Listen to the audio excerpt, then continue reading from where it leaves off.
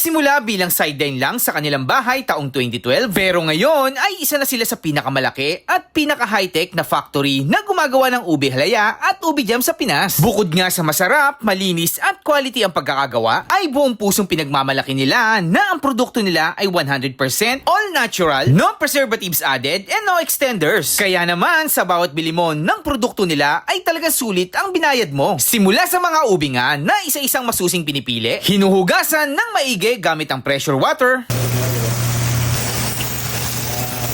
ini-steam ng ilang minuto at pagkatapos nga niyan ay pinipili ulit kung pasado sa standard na quality bago nila balatan isa-isa. At pagkatapos nga balatan ay dadali na dito sa grinding area at pagkatapos nga mag-grind ay dadali na dito sa mixing area para ilagay na ang iba't ibang ingredients. Dito nga ay machine na rin ang ginagamit nila sa paghahalo, kaya naman mas pinadali at mas marami na nga ang kanilang nagagawa kumpara sa tradisyon na mano-mano. At pagkatapos nga mahalo lahat ng ingredients ay lulutuin na yan dito sa napakalaking parang time machine ng mga ilang oras at pagkaluto ay isa-isa na nga chine-check ang mga quality bago isil. Ang Bren Rafael sa isang munting tahanan lang, ginawa naming sideline ng aking asawa way back 2012. Natigil ito ng maraming taon pero nung 2024 at nakita kami ng mga technology and machine na makakatulong sa pagluluto at mas mapapadali yung manpower, inumpisahan namin gawin itong negosyo at i-formalize at i-open sa public nitong March 2025. Ang mga produkto po namin ay ube jam at ube halaya. So meron kaming dalawang variation. Ito yung smooth and tidbit. Ang smooth version namin, ito yung pinong-pino. Yung tidbits naman, meron itong mga konting granules ng ube. Ang bestseller namin dito is yung ube halaya dahil